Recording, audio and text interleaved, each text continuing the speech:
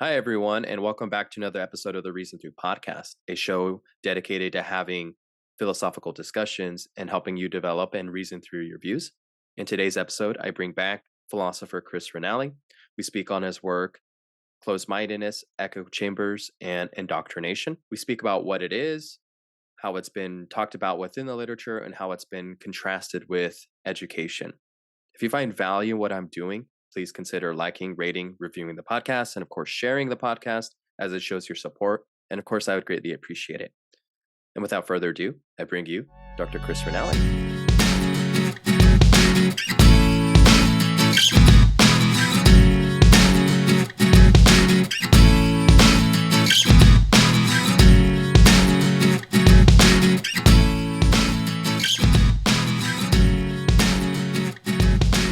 Hi, everyone, and welcome back to another episode of the podcast. Today with me, I have returning guest, Dr. Chris Renalli. Thank you for coming back on the podcast. Yeah, lovely to be here. Thank you so much. Yeah. Before we get started, if you don't mind telling our listeners reminding our listeners, I should say, who you are and what you do. Sure, I'm a assistant professor of philosophy at the Free University of Amsterdam, and I'm also part of this large ERC research project on extreme beliefs. So we have like a lot of people on the team that are researching it from researching like extremism, fundamentalism, conspiracy theory, for example, from a philosophical perspective that is ethical, epistemological, philosophy of action, and so on.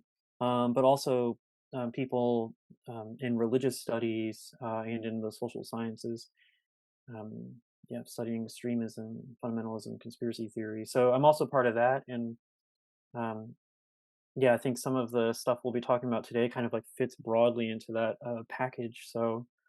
Um, so yeah. Perfect. Well, thank you.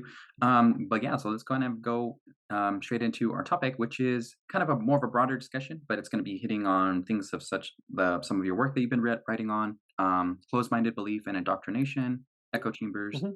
and probably conspiracy theories, um, and to see how they kind of arise, what they are, because it's one of those things where, let me try to see if I can use a different analogy. It's like if someone sees, I don't know, like a something that's immoral or something, but then you ask them Mm. kind of what it's immoral about. It's very kind of difficult to actually articulate why something would be wrong or right without actually either having thought about it or something like that. Where it's kind of like the same thing with like conspiracy theories or indoctrination, where Yeah. it's like, that's clearly indoctrination. But then when you ask someone like, "Hey, well, why is it this way?" They're just like, "Well, you know, Yeah.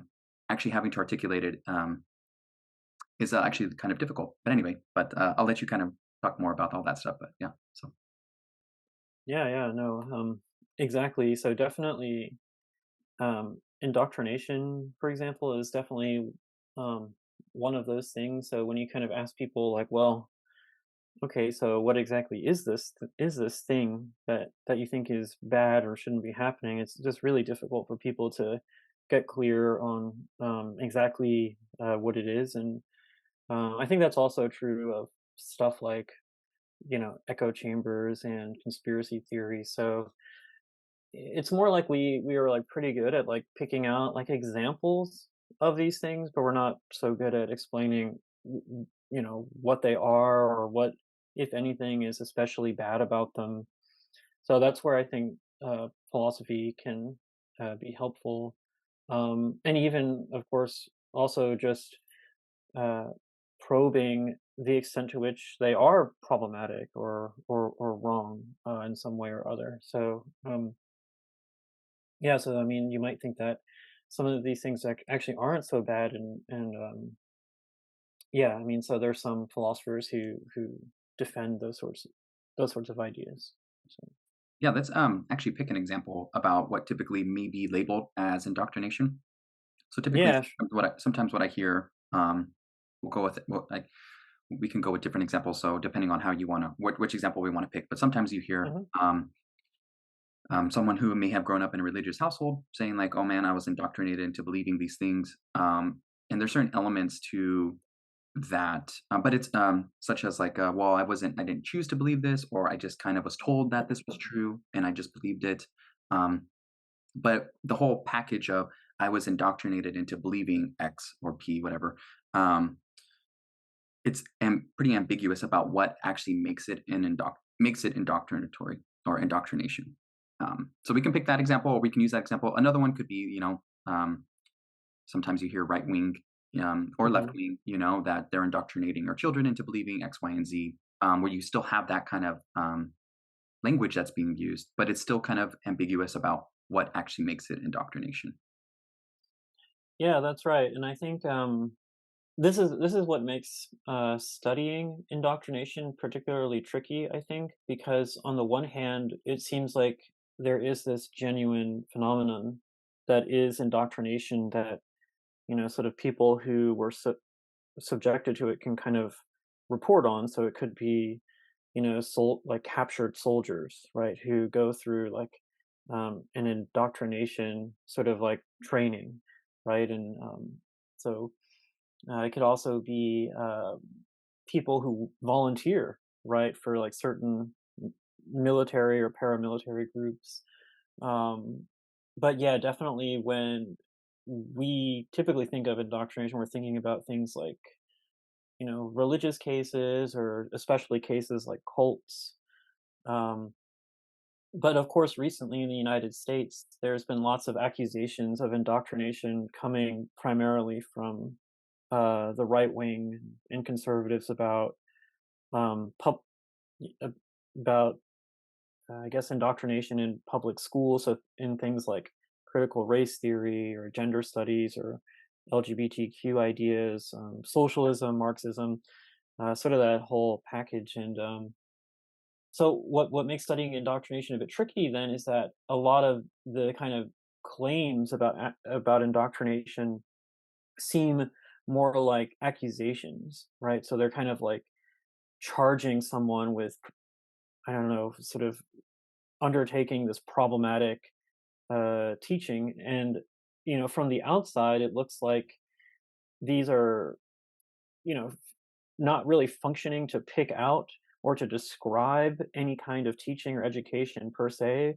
but really just to sort of flag to the intended audience that, you know, hey, look, there's stuff, here's this stuff that's happening that's contrary to to our own ideology, right?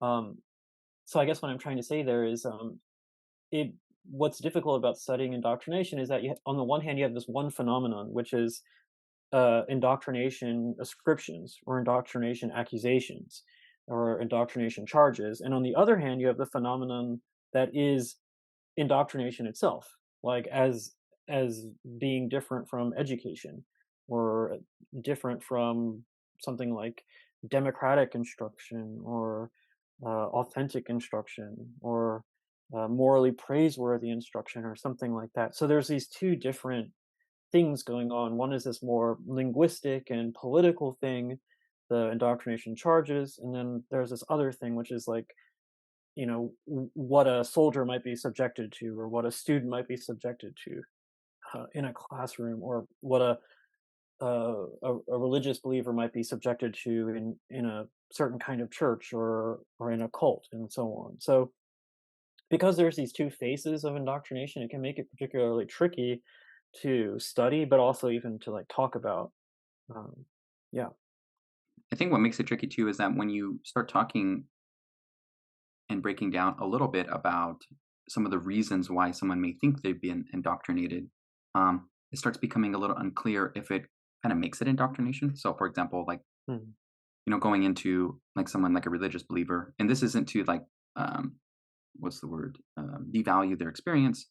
Mhm. It's kind of just, I guess, describing a little bit about what may have occurred, where you have so a reason be like, well, why do I think I may have been indoctrinated? And one of the responses could be, well, um, I was just told this, and I just believed it because my parents told me to, or I had to go to church or something like that.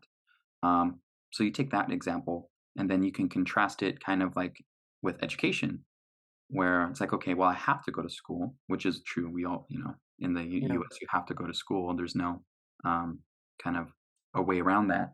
But you're also told certain things kind of uncritically, at least from a young age too. But Right. then it goes into, well, would that be an indoctrination to children? And maybe some say that it would be, but I don't know. It's kind of not clear if that would actually count as indoctrination because um, there's certain things that are true, like for example, if, like you tell your like my kid like 1 plus 1 is 2, Right. and she just kind of accepts that because I told her that. But I could show her, and she's like, okay, cool. But yeah, I guess that it kind of goes into is that it may be a necessary component, but maybe not a sufficient component to be indoctrination.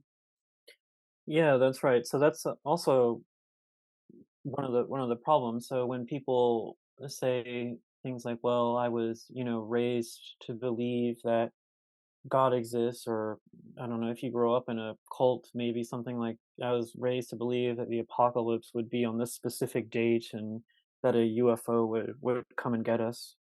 Um, it sounds to us like, "Oh, geez, they were just being indoctrinated." Whereas when you think about our own experience in a just a regular school system, I mean, there's lots of things that we were taught that, of course, just went unquestioned, and there was kind of like no room in the classroom for questioning them. So, of course, arithmetic would be an example of that, but maybe like a more controversial example would be something like in very like sort of middle school year history classes, right? I mean, we're sort of taught history as though it's kind of like a list of what happened, and we're just kind of getting the list to remember. But there's not much analysis going on. There's not sort of like different views about like sort of the the reasons for the like a war, for example, or different theories about like why it happened or whether it was rational for a particular country to undertake this action or whether they're blameworthy for it and so on. So all that stuff is kind of just outside of what. So you could say this, like the critical thinking aspect of it is kind of like just left out, and we're sort of just taught history and or when we're taught at an early age, more like just a list of facts about the past. And of course, history isn't really like that. Um, at least the study of history, right? So looking at that, we might say, okay, well, why isn't that indoctrination then, right? And then that's what leads to this problem where it's like, well, okay, so there wasn't much critical thinking going on. Definitely, if you were even one of the students who, for some reason, who just had some, I don't know, critical questions to ask, it probably wouldn't have had a place in the classroom. You would have been like taking up everybody else's time. So you could say that then, like critical questioning, it's not necessarily shot down, but there just wasn't a space for it. And so you could imagine that happens in like a religious cult too. It could be that, well, it's not so much that the critical questioning is just shot down, it's just really not part of it.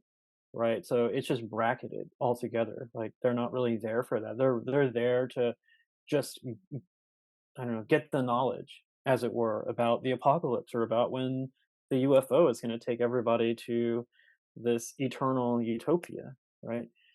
Um, so yeah, I guess you could call it a kind of demarcation problem.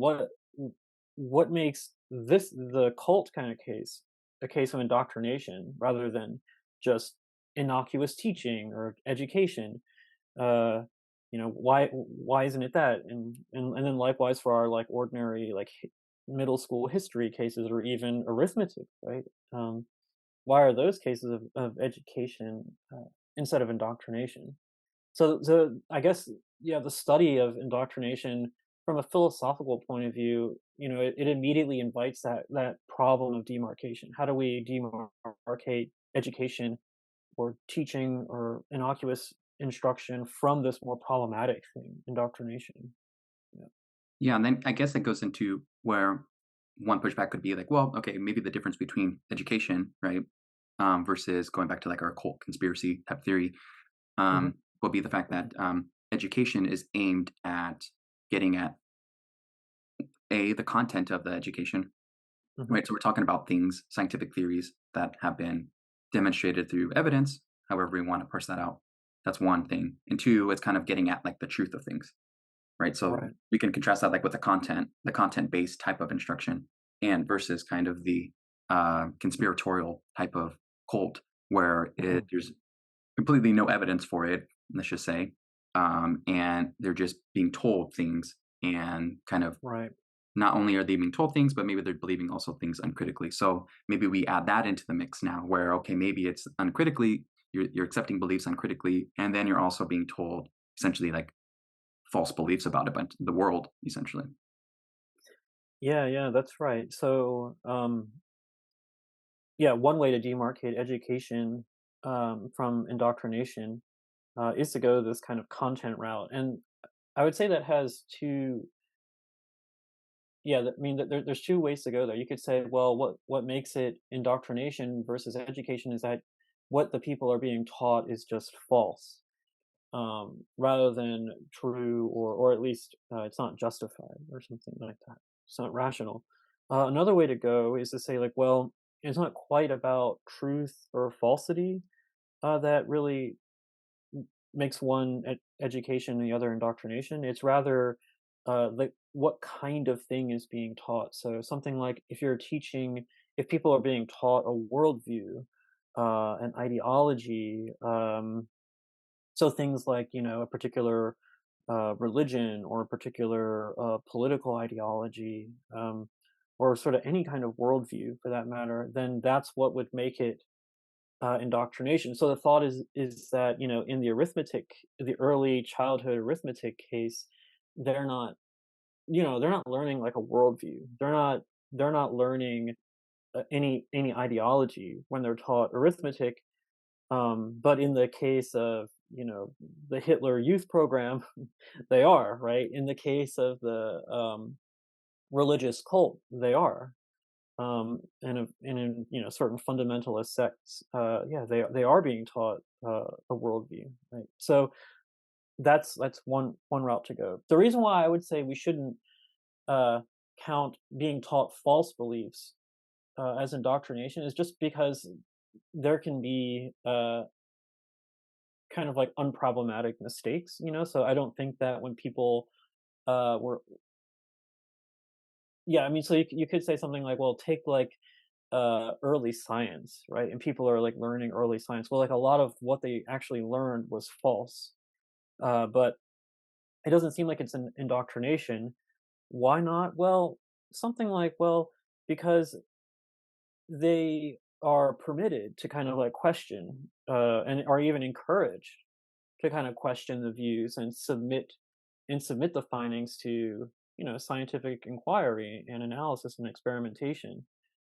And of course that's what furthered the science, right? So something like the fact that uh the what was being taught was not simply unquestioned, sort of like just a fundamental aspect of an ideology or worldview, right? It's something that can and should was encouraged, right? That ought to be questioned, or at least probed into. And yeah, so then the thought is that in the case of, I don't know, a person being captured in a war and then being taught that particular army's or that nation's ideology, yeah, the soldier doesn't really have an opportunity to really like question or probe that ideology, or the person in the religious cult doesn't really have the opportunity to probe, um, that particular set of beliefs, right? Those religious beliefs, and so on and so forth,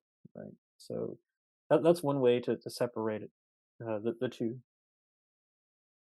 Yeah. So in that sense, what you're saying, if I'm hearing you right, that it's not like teaching someone probably like false beliefs, right? So if we're doing instruction time and let's say I have false beliefs about whatever I'm instructing whoever, doesn't necessarily follow that I would be indoctrinating a person, because if we have like an environment where Mhm. they're able to question and able to push back on what Yeah. I'm teaching, or even to go take what I'm saying and then go further investigate and then find out, hey, look, you were wrong, and here's why you were wrong, and then show me, and then boom, we kind of move forward a little bit. So it's not necessarily just pure Right. content, or even ideology, but then it kind of goes into like so for example, like the West, right? In the United States, there's definitely an ideology that is broadly pushed, right? Right. Or Yeah. like liberal type of ideology. And we're seeing that as like a good thing. Um, but then it kind of and then we're told, that like let's say socialism, Marxism is a bad thing. So in that sense, Right. would that kind of be like a what would you say about that, or if that under your assessment about indoctrination? I don't doesn't seem like there needs to be another added element where like, okay, well, this is a good type of ideology versus a bad type of ideology. Right. Yeah, yeah, that's exactly right. So just to like start all Mhm. the way back from the beginning, what demarcates education from this problematic thing, indoctrination? If we start with something basic like, well, education uh, is when you learn what's true, and indoctrination is when you learn what's false. Um, it basically counts too many cases of education as indoctrination because sometimes, you know, we try to learn through mentors or through teachers or through schooling what's true, but mistakes are made, or we just don't know yet exactly what's true. But you know, given the best evidence we have, it seems true, but it turns out to be false. Were we being indoctrinated? It doesn't seem like it. So basically, going this kind of like false belief view is it overgeneralizes. Okay, so then it takes us to this more content-based account, which is to say, like, well, being indoctrinated is really a matter of learning content of a particular kind, namely an ideology or a worldview. But this also runs into its own demarcation problem because, as you just said, we want to count the religious cult case, the Hitler Youth case, and the students in the Soviet Union learning Marxist Leninism.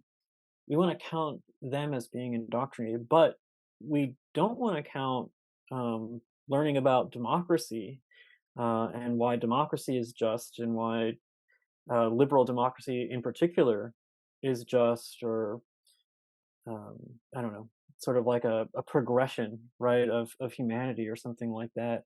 We don't want to count like mainstream, broadly speaking, Western civic education as indoctrination, but it is certainly instruction in an ideology, namely liberal democratic uh, ideology.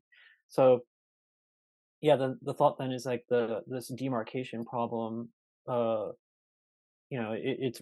it comes up again here. So we still don't have a good way of distinguishing between indoctrination and education unless we want to count our own instruction in liberal democracy and in middle school civics as indoctrination too. And some people um, might do that, right? So they might say, well, um, yeah, that is indoctrination, but maybe it's the good kind, right? And learning the Marxist when in the Soviet Union, students learned who learned Marxist Leninism. That was the bad kind of indoctrination. And in North Korea, that's the bad kind. In the religious cult, that's the bad kind. Hitler Youth, bad kind. We had the good kind.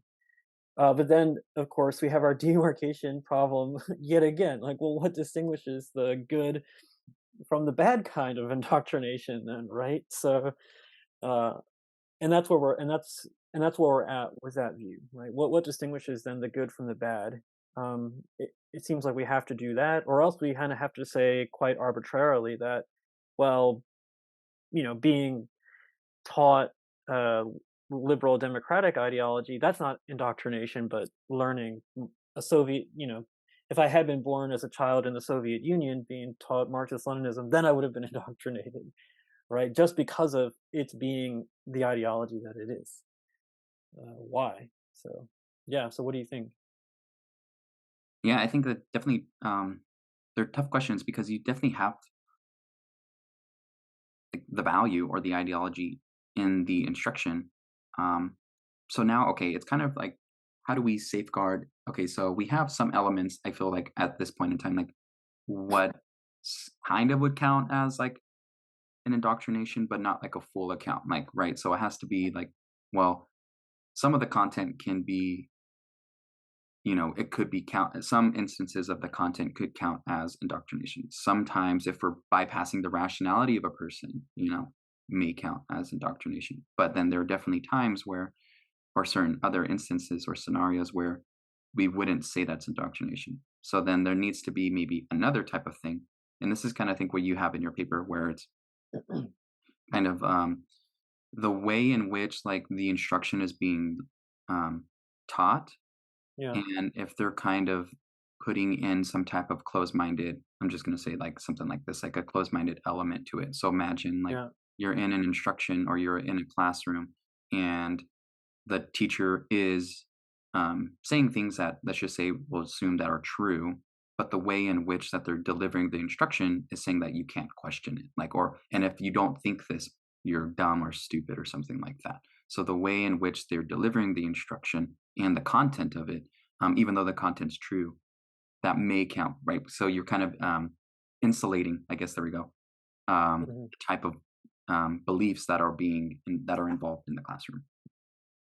Yeah, that's right. So that is the view that, um, well, at least I'm attracted to, and but I think just to start off again with this sort of, okay, how do we demarcate then the instruction and the good versus the bad ideologies in order to account for the difference between education and indoctrination? And then one way is to say, like, well, the bad making feature of the bad ideology is something like the way that it's about the method or about the way the pupils are taught. So something like rationality bypassing. So I would say this is one of the main theories of indoctrination. And the basic idea is just that when someone is indoctrinated, the reason why it's indoctrination rather than just innocuous teaching or education is that their rationality is not engaged when they're taught.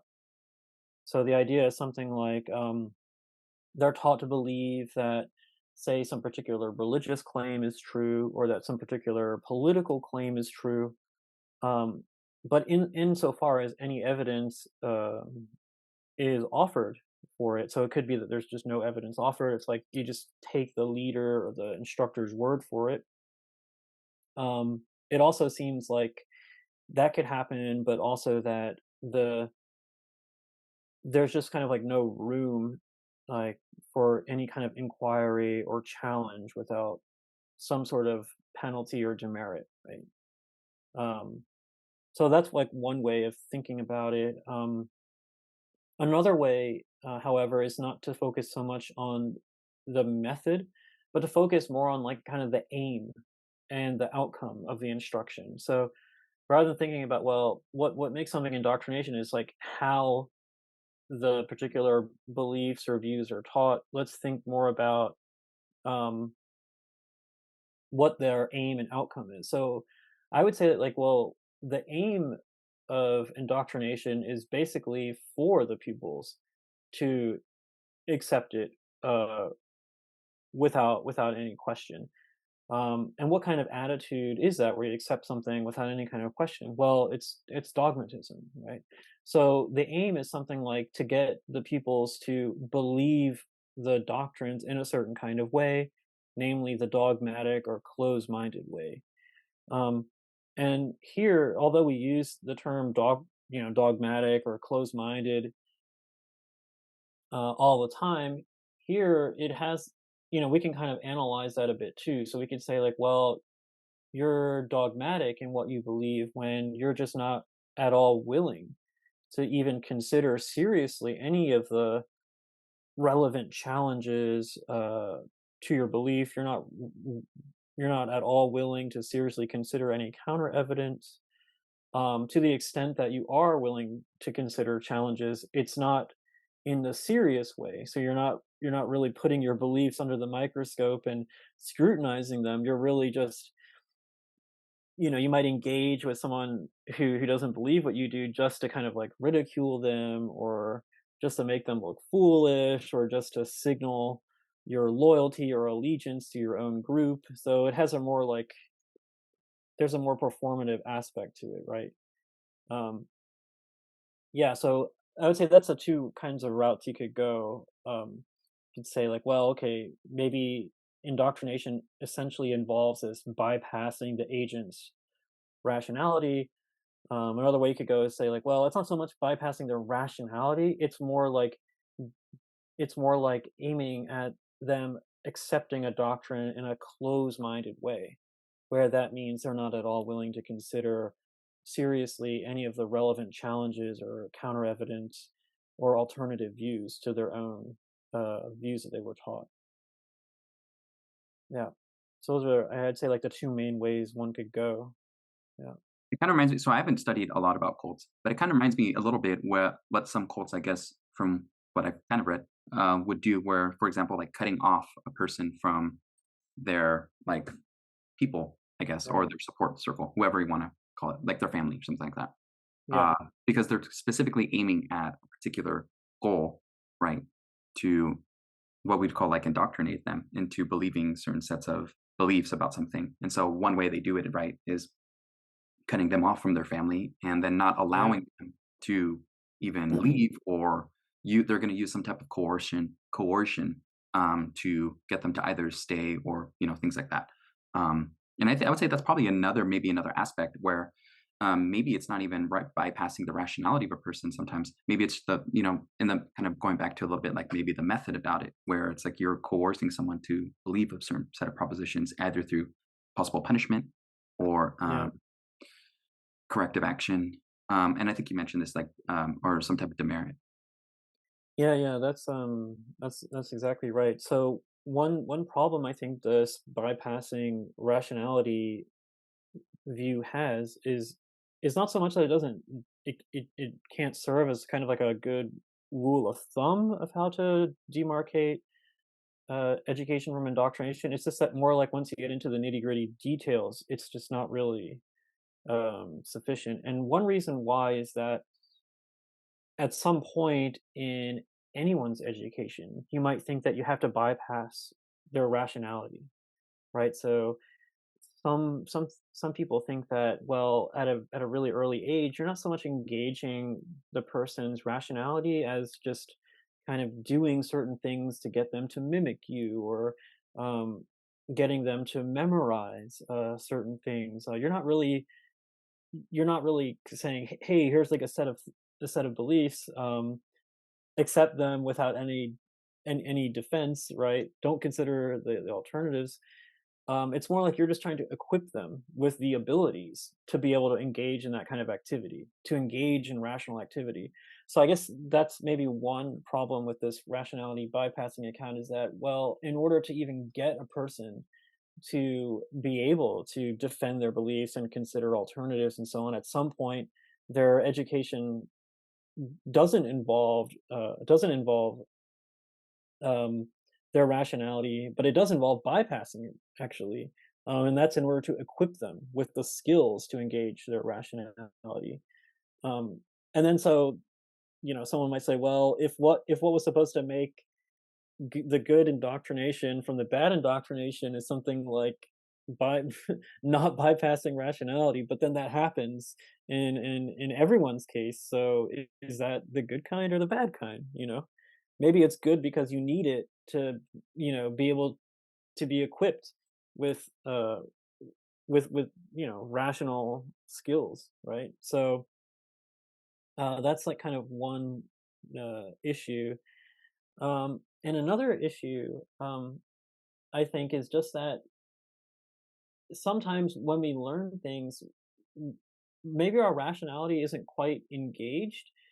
Um, but for all that, it doesn't mean that we're not basing our beliefs on something that is in fact good. So, when I get testimony from someone I trust, insofar as that person is actually reliable, then I don't really need to subject, or maybe even I shouldn't subject their what they said to any kind of scrutiny, right? So if I just believe what they say on the basis of the fact that they say it, um, well, are they indoctrinating me, or is it really just a matter of trust? Am I just exercising my trust in them? So I think that's also another problem case for rationality bypassing, is to kind of explain when is trust, uh, what distinguishes trust from indoctrination, right?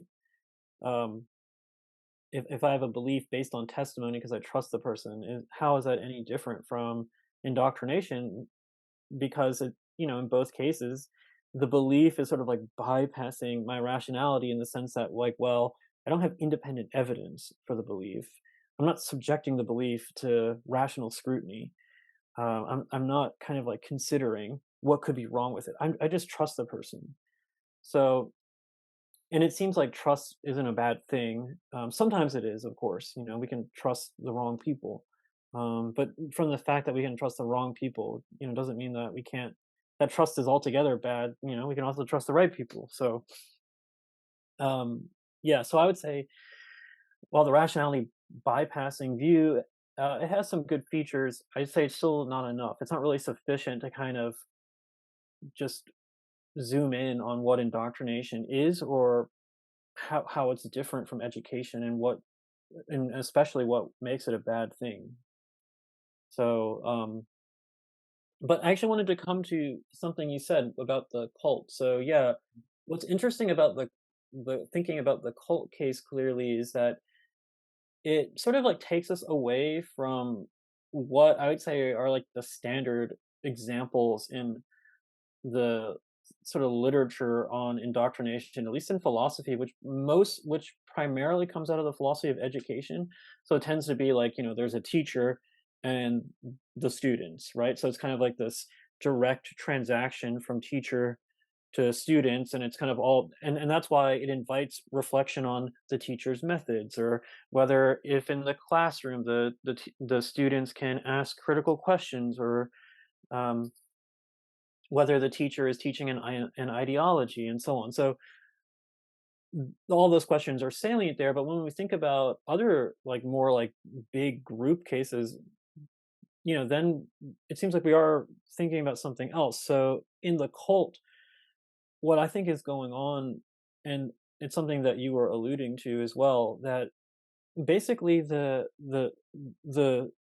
social environment is sort of like engineered in such a way that the instructors, or like the leader, doesn't really have to do much indoctrination themselves. Like, they don't have to employ indoctrinatory methods, or um, explicitly tell the pupils, hey, or the followers, hey, don't consider, don't listen to these folks. They're all liars, or they can't be trusted. That doesn't have to do that. They can kind of offload um, all of this rationality bypassing and all of this closed mindedness onto the environment. How do they do that? Well, through like group isolation, um, through selective exposure to what kind of information comes in to the group, and also what kind of information is allowed out, what kind of people you're allowed to interact with and not. So it's all very indirect, and it's through engineering the social environment in a particular way, so that very naturally you won't engage someone who disagrees with you, because you won't encounter someone who disagrees with you.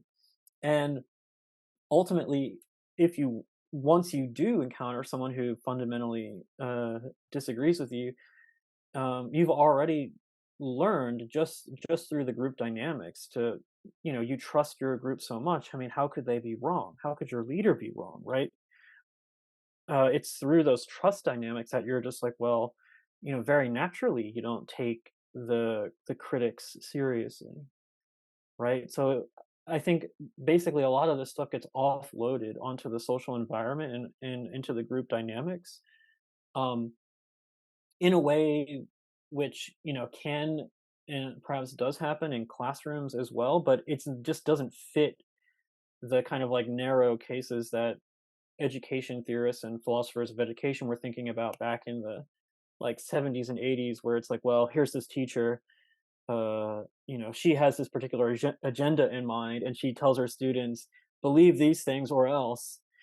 It doesn't really fit that pattern. So I think thinking about these social environmental cases really helps us get a grip on more of like the pernicious real world indoctrination that's out there.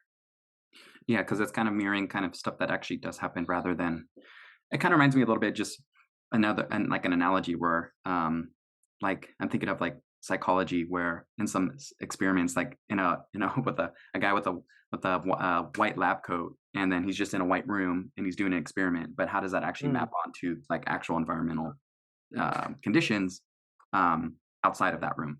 So it kind of reminds me a little bit of that between like the disconnect, it seems. Another thing I was going to say is that the control of information, very interesting because I feel like that's also like a broader social question that I know like people on the like on the conservative or on the right, yeah. what they're very like push for like a free flow of information because it kind of will help safeguard. And I think there's some truth to this where it's helped safeguard kind of some of that, like that echo chamber, where if you're just Mm, getting information or the information that you're being given is being like discriminated against. Well, that's not the right word, but what I mean with discrimination is kind of like we're not going to give you this information. We're just going to give you this information and kind of just push this towards you, where you're not getting any other criticism of it or something like that. Where it can create that kind of echo chamber, it seems. And that seems kind of like that's how it could arise, like in, for example, like in the cult case, where the cult leader is like, you know, uh, controlling the type of information that one receives within the cult. yeah, that's right. And I would say they're primarily doing it through the group dynamics and through the structure of their social environment rather than directly, instead of saying things like don't believe so and so, don't trust the the critics. It's more like, well, because of the kind of relationships they foster, uh they can just bet on that the group won't trust the critics. I Hmm. mean, of course, one thing that does emerge is, and and this is like a view about echo chambers that um has been argued for, so that what's unique about echo chambers is that they create disparities in trust. So there's something like inflated trust amongst the group members, but also kind of like inflated distrust for the outgroup. So they basically think something like, well, the outgroup is like one whole group that stands. So instead of being like a bunch of independent people who are, doing, independent research, or, some people are getting news from one source and another's getting it from a completely different kind of source. So for example, some people might just go to newspapers, others go to television, some go to like, I don't know, academic articles and science news and so on. Um, some echo chambers will group them all together, right, and create like an us versus them kind of dynamic. And you can see this with certain kind of like conspiracy theory echo chamber. So the thought is something like, well, you know, um, if you trust mainstream media, uh, and if you trust academic articles, or if you trust, blogs from scientists, even, right? Their thought is like, well, that's all really coming from this. That's really the same source, right? The same source would be like, I don't know, like elites, or it would be, um, the mainstream, or whatever. So they kind of put it all together as one big group, and where the one big group is either part of or the pawn of the conspirators. So because they do that, then it means like, well, then you can't trust, from their perspective, you can't trust any of that stuff. It's all untrustworthy. Why? Because it's all ultimately originating from the conspirators, who are untrustworthy. So in that kind of echo chamber, yeah, it's going to be extremely difficult to get out of it, because, to the basically all the alternatives are things that you think just can't be trusted, right? So it would really require a kind of like egoistic skepticism on your part to work your way out of it, right? And that's what some philosophers have actually argued for, that you'd have to actually really get out of it, to get out of that mindset, at least from a philosophical point of view or epistemological point of view. You'd have to undertake the kind of doubt that Descartes undertook, where he's just doubting everything, right? So including all the stuff he accepts, right? So the stuff that he does trust, like his senses. So in that case, then the conspiracy theorist in this echo chamber would have to start calling into doubt the sources about the conspiracy, about the alleged conspiracy, and then work from there. Um, but yeah, I mean, so the echo chamber stuff is a complicated thing. But one thing I want to say about that in connection with indoctrination is that, yeah, I think echo chambers are one of the primary ways that people are indoctrinated now, right? So um, it's not so much through, you go into a classroom, like the kinds of things that US conservatives are worried about, where you go into a classroom and there's these teachers there who have they have very liberal views, and they have like a political agenda to make everyone into like uh make everyone into Marxists, and they're teaching our kids to be that. Okay, like that's yeah, that's like one idea. But the more realistic idea is something like we through our own selective exposure and through web personalization, we end up through those kinds of selections, we end up in echo chambers, and that leads us to becoming indoctrinated. So you could say this: we're basically self-indoctrinating. It's not really any agent. It's not any one person, like a leader out there who's indoctrinating us. It's ourselves. We're indoctrinating ourselves and each other without realizing it by our web personalization, our the way that we interact with social media, and how that leads us to not consider seriously the relevant challenges to any of our views, right? So we have like basically the technology that encourages that kind of use, and that's what we end up doing. So we're basically self-indoctrinating, and it's not really the fault of any one particular bad agent or bad leader out there, like in the way that many conservatives you know think is going on in public schools or something like that. So Yeah, so it's not there's not like one person that's like this mustache twirling guy that's like in the background saying ha ha ha, like I'm indoctrinating yeah, people to believe this certain ideology. It's kind of through the way in which we acquire information. That's kind of from the what I'm gathering from you. So it's like, and definitely social media and like Facebook, they do this all the time where they're pushing certain, they'll get your likes or like the way in which you I'm not going to go into the details, I guess, because I don't really know much, but it's more of like I know that they will push certain things towards you. yeah, Um, that way you're able to click on it, or things that you kind of tend to like or go towards, right? So if you're more left or right, you'll get more right wing type of news outlets pushed your way, and the kind of vice versa, more left. And then of course we naturally surround ourselves with people that think like us, and especially on social media, it's very easy to demonize someone or just to be like, people on your side of the group, can come to not your rescue or something like that, but can kind of gang up on someone who maybe has a different view than you. And then uh, it kind of just, you start insulating yourself about like, and kind of, it's like a little bit of self reinforcement where you're like, okay, well, um, like what I'm doing actually is probably is true, or what I think is actually true, because why, everyone else seems to be either in agreement with it, or my group is coming to, my group agrees with me or something like that, or yeah, something like that. I guess that wasn't probably well articulated, but yeah. no, Uh, no, no. I mean, I think that's right. I mean, yeah. I mean, we don't need to get into the details about how the different kinds of algorithms work and the different kinds mm, of filtering works, but it's just something that most of your listeners have probably experienced, and they know what we're referring to by web personalization yeah. and social media dynamics, right? I guess like one question here though is like, yeah, why think about it? So like one pushback from maybe a skeptic out there about this stuff is like, yeah, but why think of that as indoctrination Mm. rather than something like nudging? So Mhm. nudging is like a famous example is like you go to the grocery store and certain items are like strategically placed in certain positions to kind of like nudge the shoppers into either viewing those items as favorable or to potentially buying them just because of like facts about where they're located or how they're displayed and so on, to try to nudge us in that direction.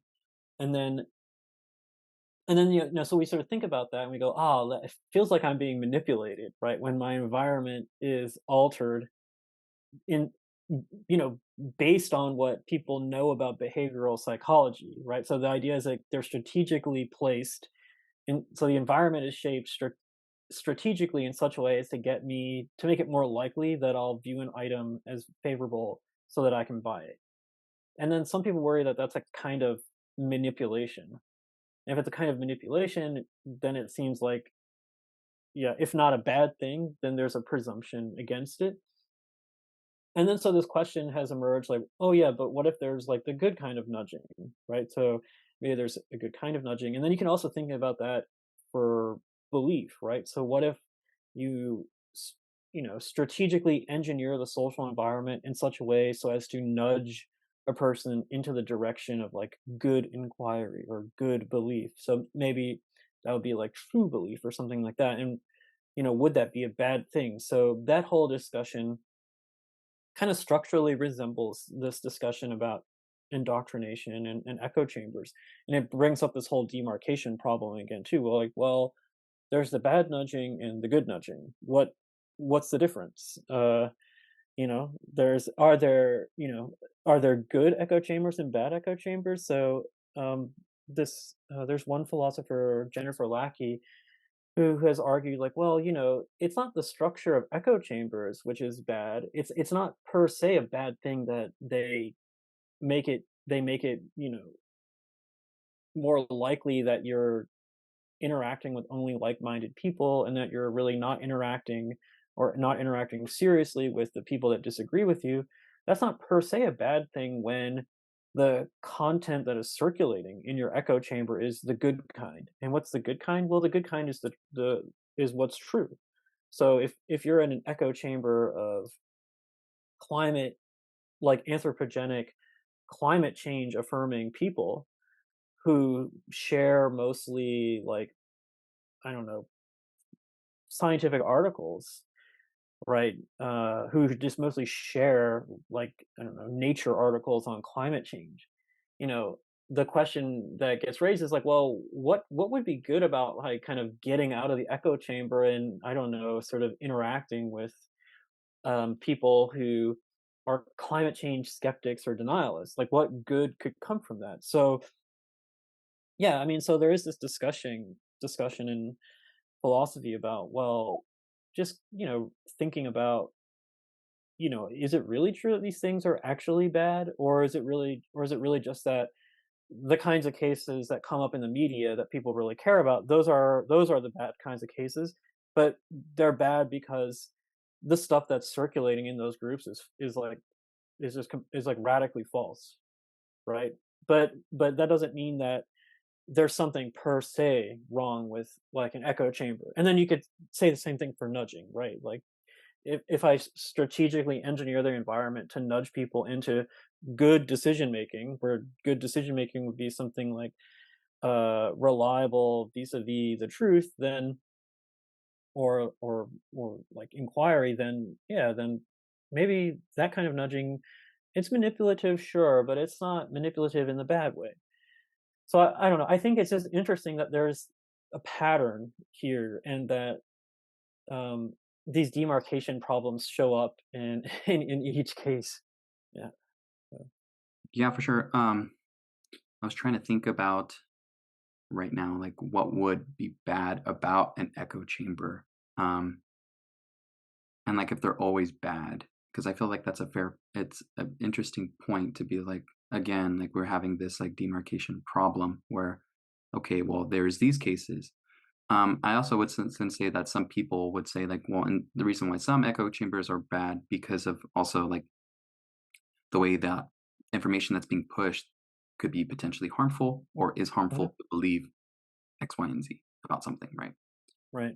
Um, that's why there could be a good echo chamber and a bad echo chamber, right? So like a good echo chamber would be like kind of going back to your climatologist. Everyone believes that climate change is happening. It's man-made, at least man-made, influenced or influenced by man. We need to do something about it.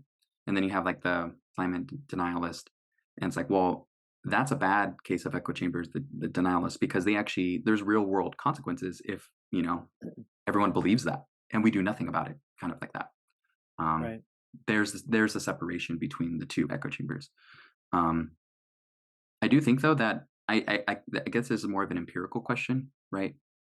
Is if that's in fact true in the way that maybe we're kind of just armchair thinking about it. So, for example, I know like in your paper, you kind of write a little bit more about some cases that it would be kind of indoctrination, such as like the way the not that the way the information is given, it's more of like um, are they like epistemically insulating themselves? That's right. Yeah. Right. So like I kind of like I said, like going back, this is an empirical question, I feel, where it's like, are the good echo chambers like exactly like the bad echo chambers where they're like structurally epistemically like insulating themselves from things? And if they are, then it seems like then there's a symmetry there that doesn't seem to be adequately broken by just saying like, well, it's good, and that's bad. Yeah, that's right. So I would say, yeah, the idea is that they're supposed to structurally mirror each other.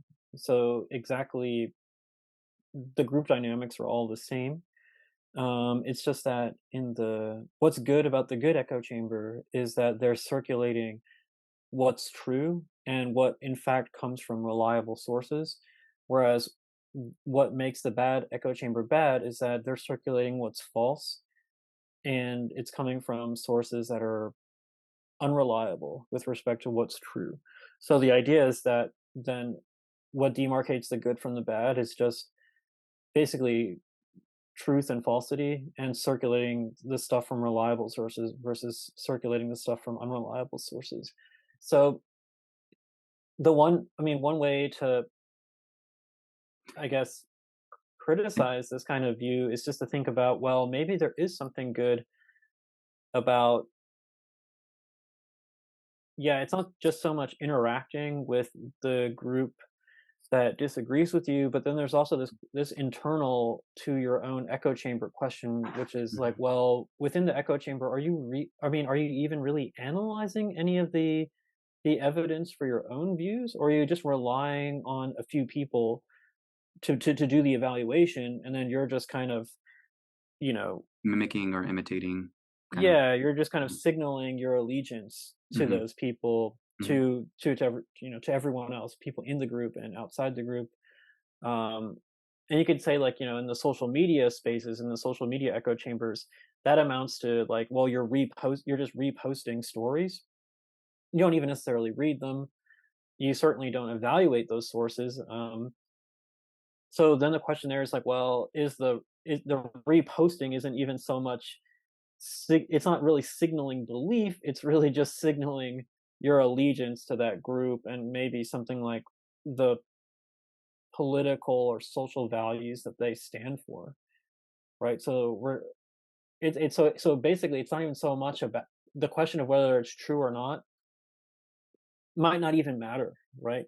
So of course the person in the anthropogenic climate change echo chamber, I mean, I'm not saying that there are such echo chambers, but supposing there were, Hmm. um, they would in fact be circulating what's true, and it would be in fact guided by reliable sources. It's just that what the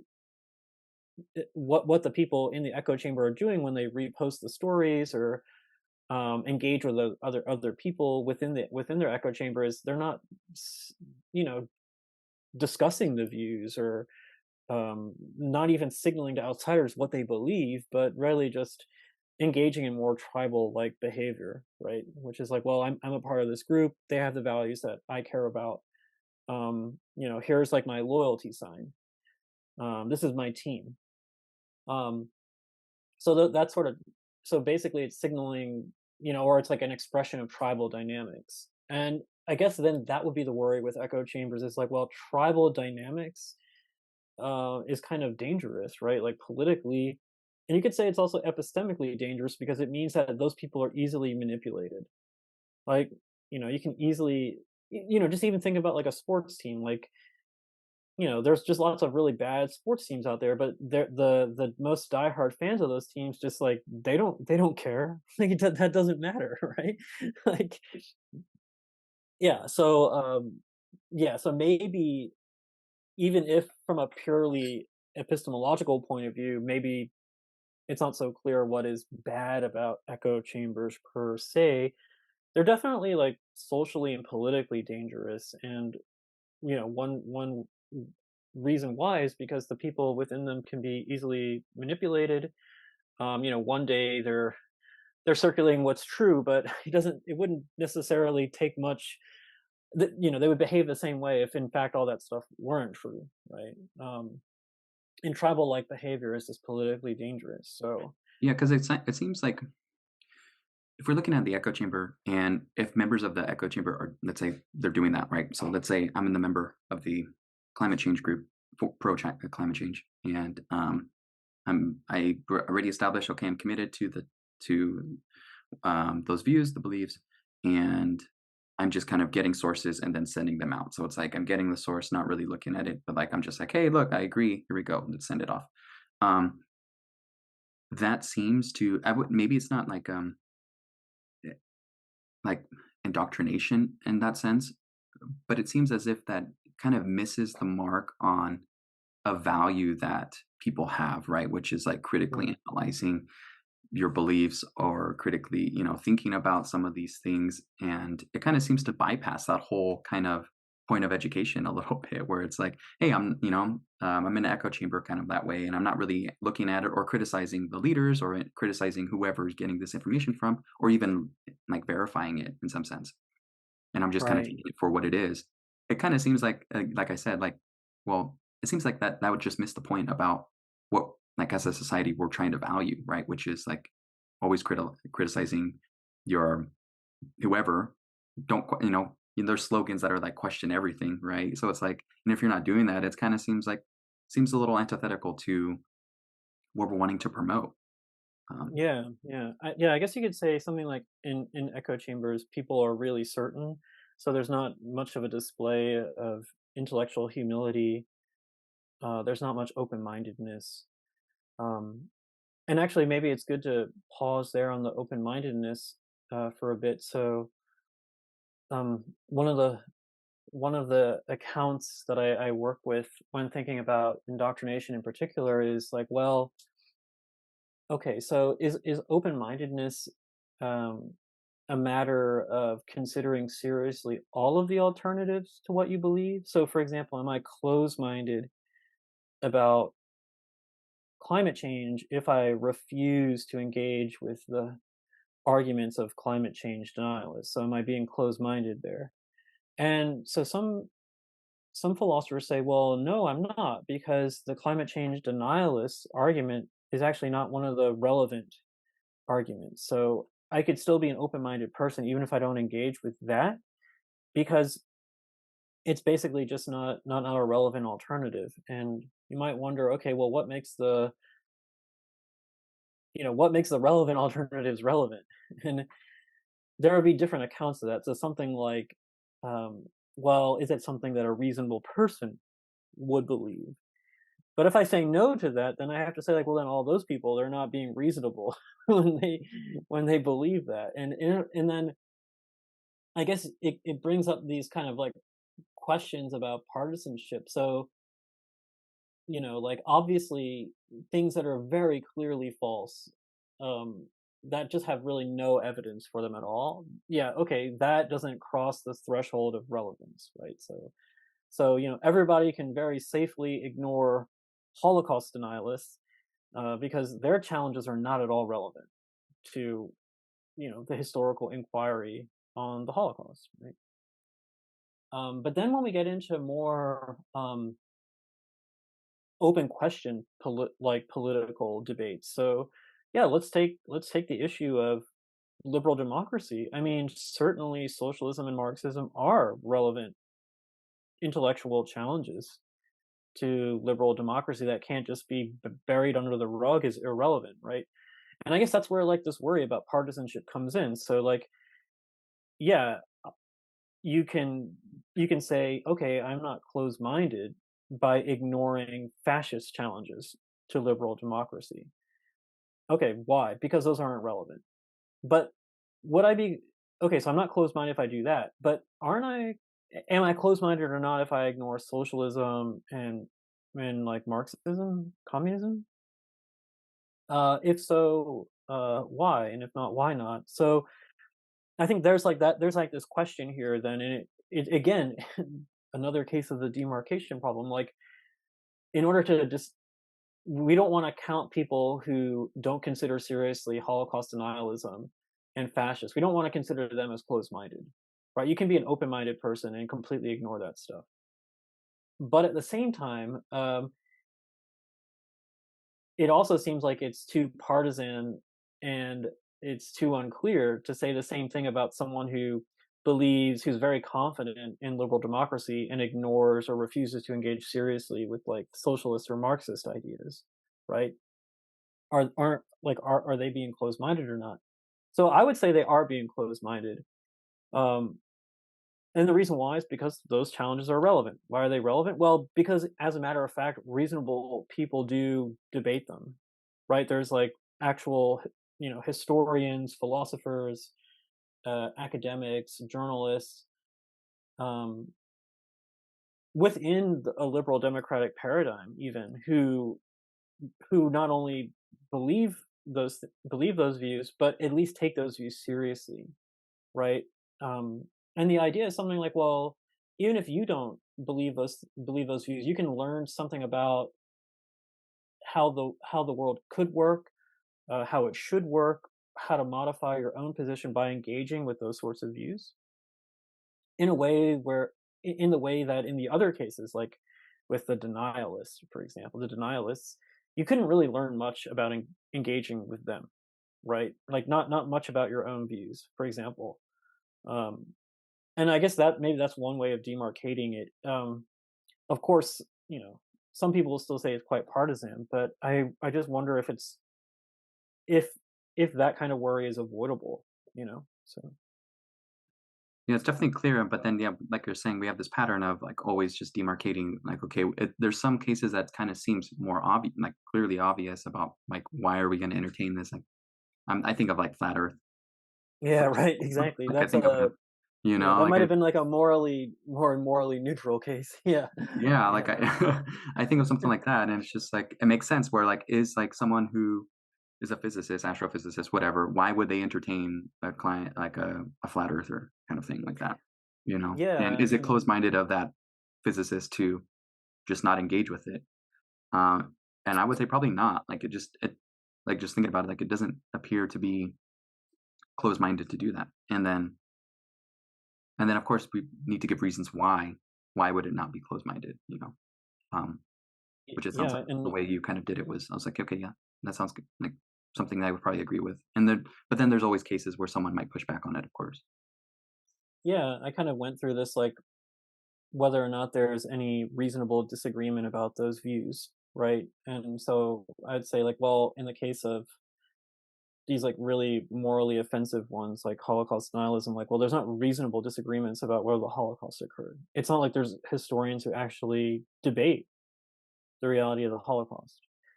Likewise, there are no serious working physicists who debate whether the Earth might be flat. If there were, then it would go through the filter of the relevance filter, and then we'd have to start thinking about the arguments for a flat Earth. Um, but until there's actual reasonable disagreement among people um, whose job it is, so to speak, is to inquire and think about these things, until it goes through that, then it doesn't seem relevant. Yeah. Where it becomes tricky though is in the political case, because in the political case, it's not subject to the same kind of expertise as, like, say, physics or history, right? So in the political case, it intertwines a bunch of normativity. So, like, well, what would be an ideal state, or what would be an ideal society? It might lack a state, or what is just, what is an unjust society, what would be morally best for citizens, and or what would be morally terrible for them, and so on and so forth. And so that's why this takes us back to thinking about indoctrination. So, like, I guess the yeah, I mean, over the past few years, like in the United States, I mean, from the right, you've seen a lot of accusations of so you could say it's like a moral panic about indoctrination, right? So they're just like there's lots of conservatives, people on the right wing, they're just panicked about their kids, whether it's in K through 12 education or in college, university, that they're being indoctrinated. And where are they getting those ideas from? Well, incidentally, they're getting them from conservative politicians. So I guess one famous one that was in the spotlight is the Idaho Lieutenant Governor Janice McGeachin. I mean, she started a task force to quote examine indoctrination in Idaho education based on critical race theory, socialism, communism, and Marxism. And she, legislatures were proposing a ban on critical race theory from public schools, and such a ban actually happened in Florida. So the governor Ron DeSantis. So there's this thing called the Stop Woke Act, and it basically stands for Stop Wrongs Against Our Kids and Employees Act. But I mean, obviously, we know what the acronym is alluding to. Um, and so he says that yeah, his own voice on this is that well, there's the rise of woke ideology in an attempt to delegitimize and rewrite the history of the U.S. in our institutions, and um, he even blames it on cultural Marxism. And so I think it's good to pause there just to think about this other face of indoctrination, which is that indoctrination accusations, I think, also function problematically like propaganda. So, like when I say of some institution or educator or group, "Oh, you're engaging in indoctrination," what I'm basically doing is signaling to everybody else that I'm basically trying to sell them an ideology, right? I'm trying to alter their beliefs or their other attitudes to fit with a certain narrative or political agenda I have, and that political agenda is basically like, well, what these people are doing is wrong, and I want you to see that they're wrong. And the whole idea is that once you have this moral outrage, that moral outrage is directed at the attributor's political targets, which in this case would be the left or like American liberals, right? So that's what I meant by saying it's political propaganda. It's the point or the function of those accusations is not it's not really even about indoctrination at all. It's really about getting the listeners to have experienced moral outrage, and then because the people who are apparently responsible for this bad thing is the left, then the idea is then you have moral outrage for that person's political opponents. I did have a thought while you're saying about this propaganda and how like the accusing of like certain things are being like, so one group is accusing another group of doing X, Y, and Z, and how that can um, spread moral outrage. I was literally thinking of Buzz Lightyear, the movie Buzz Lightyear. I don't know if you've seen that movie yet, but No, I haven't seen it. I took my kid to, I took my daughter to go see it, and I was watching the movie and I completely missed the moment just because it's like it wasn't a big. I know I saw it and I was just like, oh, it wasn't that big of a. Like it just kind of apparently went over my head. But there was a huge outrage. I realized or started hearing about was that the movie showed two women kissing, and that was like the huge outrage about Buzz Lightyear. And I was like, my wife was telling me, and like I was hearing it from other people. I was like, I don't even remember that. And then I saw the scene. I mean, I don't think I remembered it because like I didn't care. I don't know. Like I was just watching the movie and just like, okay, yeah, sure, whatever. I don't like it doesn't bother me. Like there's nothing, I don't know, there's nothing wrong with it anyway. But there's a lot of outrage from conservative outlets that they're trying to push this ideology. They're trying to show our kids this, and that it's okay, whatever the case. And I showed my wife the scene. I was like, okay, hey, get just joking. Hey, get ready to get offended. Right, And right. it's really like the and like the whole scene was literally just two. It was two moms. and like one of the mom like she went into the home and just gave like her, it wasn't even like pushing it in your face or anything, it was just like a greeting, a kiss on the cheek, and then it did the scene, you know. But anyway, yeah, that was the scene, and I was like, that's what everyone, or at least some conservatives or on the far right, are really upset about. And I was like, it just doesn't seem like they're trying to push something. It's just whatever, like that's just what happened, like that's just how the story goes. But it goes into what I was saying, like the accusatory of like what you were talking about, accusing, using that they're indoctrinating, or that they're trying, like the left is trying to push an ideology right onto children, Yeah, kind of, precisely. and Yeah. then trying to spark that outrage. And so anyway, that's what I found was kind of interesting or No, relevant. that's a no, that's a really great example, and it's really funny because, I mean, also it just yeah, kind of there's like a certain irony here, which is that you know, on the one hand, they think that there's like this ideology that is being pushed on us without sort of realizing that by going around accusing accusing everyone of trying to push the ideology, in effect, is a propagandic act, right? So, um, so there's just like an irony there, and I also think what's funny is that by like going back to some of the this kind of like conspiracy based echo chamber example for a moment, thinking about all the sort of like politics, the sort of like right wing discussion around wokeism in the U.S. It really looks like a kind of conspiracy theory because the idea is something like, well, there's the university professors in the humanities who are in on it. There's like the K through 12 educators who are in on it. There's like the mainstream media. There's the entertainment industry. There's liberal politicians, and then so basically groups all those people together as having this like one master plan to indoctrinate the youth and radically change society into a woke one. And that just looks to me like a kind of conspiracy theory. So it's, and I mean, and of course, some of those politicians that um, you know make these indoctrination accusations. I mean, they even will use the phrase cultural Marxism. That's what they're trying. That's what they're ultimately being. That's what the indoctrinators are really trying to push. I mean, incidentally, cultural Marxism is like a conspiracy theory, right? That that that all these people are. It's just one big group who are basically trying to radically like diversify the country so that it's like not so white, and then so the thought from there is like so then it's not so friendly towards conservatives. um and yeah, so this conspiracy theory is pretty crazy, but as it turns out, I mean, a lot of people believe it or seem to believe it, or at least they seem to be worried about it. And that starts to make me think about this kind of criterion again about, well, what makes something a relevant alternative or challenge to your beliefs? Am I closed-minded if I ignore all the challenges? No. But if enough people believe this cultural Marxism conspiracy theory, does that make it relevant?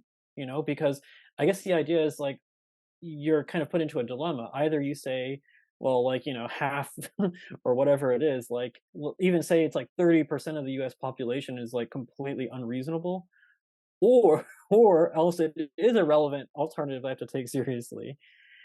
And so that's the worry about going with this kind of, is there a reasonable disagreement criterion? So it works really well in the case of in the physics example and in the history example, but in the political example, it starts to fall apart because it's subject to manipulation. Like if the society starts to become more and more, from my perspective, right, if they become more and more unreasonable, then the fact that they believe all these things means that there's less reasonable disagreement about it, right? So it means I would, and everybody else would have to take it seriously. If you wouldn't mind coming back full circle with Yeah, yeah, we could do that to kind of, indoctrination, um, and then wrapping up after that. Yeah, for sure.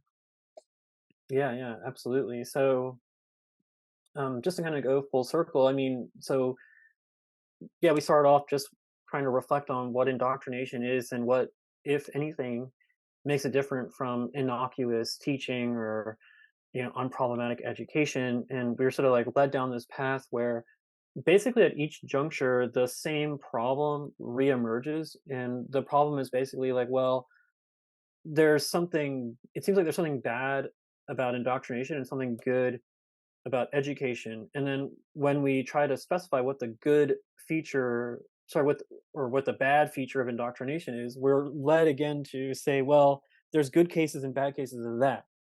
And then so that pattern emerges, um, even for my own theory, which would be more of this sort of like, well, the social environment basically is engineered to make agents, to make individuals closed-minded, so that they adopt a belief in a closed-minded way.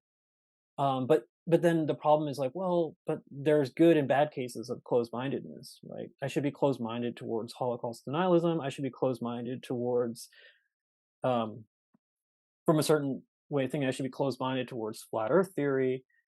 Um, I shouldn't just consider seriously everything, right? Um, the same thing can be said about echo chambers.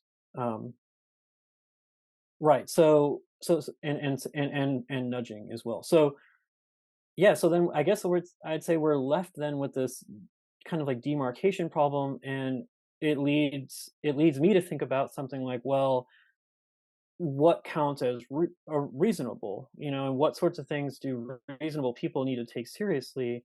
And I tried to argue that in cases where there's kind of like a clear domain of expertise and knowledge, like in the case of physics or history, it's then easier to demarcate what is a relevant alternative to my belief and what isn't. But in the political case, and this is where indoctrination is most salient, it's much more difficult. And it's more difficult because of the lack of clear expertise. There's experts on, maybe how the government in fact works or how the economy in fact works, but not necessarily on how those things should work. And that's where you start to see this kind of reasonable disagreement criterion break down. So I'd say that's the path way this discussion has. That's where it leads us to. Yeah, and then I just would like to close out by saying, um, when you hear accusations of indoctrination out there in the wild, so to speak, try to think to yourself, like, okay, what's really going on? What's the function of this? Is the function to make people knowledgeable about some kind of problematic teaching that's happening, and thus we should inquire seriously into what's really going on? Or is there something else that's happening? Something like, is this a propagandic act? Or, are people, is a person really trying to just manipulate the public into thinking that there's problematic teaching going on when really there isn't, or is it more expressive, so just signaling to their group, hey, look, here's one of the things we can chant against, you know so it's kind of like thinking through all of that. I think it's really helpful to navigate this moral maze that is today's crazy world. So yeah. For sure. Well, thank you for coming on the podcast. It's always nice talking to you. If you don't mind letting people know where they can find some of your work, I know you have a website, I think. But yeah, if you wouldn't mind telling our listeners where they can find you. Yeah, sure. So, I think if you just Google Chris Renalli, I'm probably the first or second person there. But for the relevant paper about indoctrination, it's at American Philosophical Quarterly. It's called "Closed-Minded Belief and Indoctrination," and you can also find a very short piece called "What is Indoctrination" on 1,000 word philosophy. So, as the title suggests, it's only 1,000 words long. So, it kind of goes over the different theories of what indoctrination is supposed to be, and then some discussion on, well, what, if anything, makes it wrong. And then there's this, bibliography for people who are interested in the sort of adjacent topics to it. So, yeah, I would say go check those things out. Perfect. And those will be in the links in the description down below. But yeah, thanks, Chris, for coming back on the podcast. I appreciate it. No, thank you so much. I really liked it. And that concludes another episode. Thank you for listening, and see you next time.